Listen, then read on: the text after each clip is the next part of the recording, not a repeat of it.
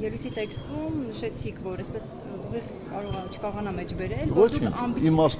ցույց տվեցիք, որ ձեր սեփական ամբիցիաներից հակուսակցությունը վեր է եւ ազգի շահերն է գնահատել ու չի առաջադրվում։ Իսկ հնարավոր է, որ հանրապետականում իսկապես, որ 10 տարի կառավարման փորձ ունեիք դուք, հաշվարկել եք եւ հասկացել եք, որ եթե մասնակցեք ընտրություններին, ուղղակի նվազագույն շեմն էլ չեք հաղթահարելու եւ ափսոս է այդ ռեսուրսը դնել ու մի խոսքով չհաղթել։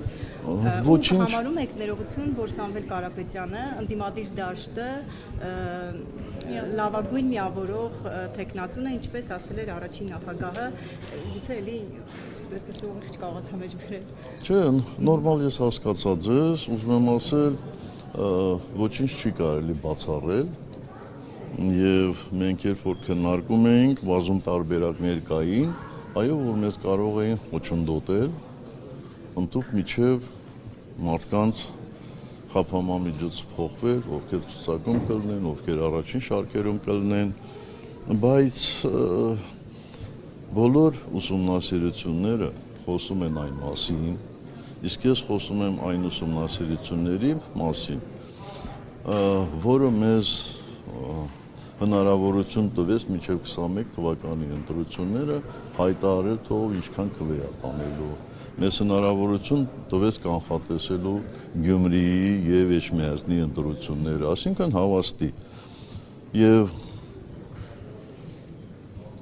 եթե չեմ սխալվում, նախորդ շաբաթ ընտրությունների արդյունքները, այսպես ասեմ, ոնց ասենք, պրեզենտացիա արվեց մեր կուսակցությունում եւ բոլորը տեսան, թե մենք նախորդ շաբաթ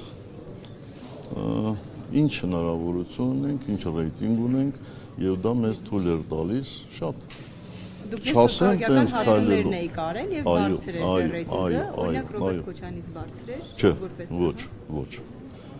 Մենք անհատներով չենք ռեյտինգ արել, Հայաստան դաշինքի սատարումը, Հայաստան դաշինքի վարկանիշը մեզնից բարձր էր։ Եթե մեր վարկանիշը Հայաստան դաշինքից բարձր ելներ, ես կարծում եմ այն ժամանակ մենք պարտավոր էինք ուղղակի մասնակցել։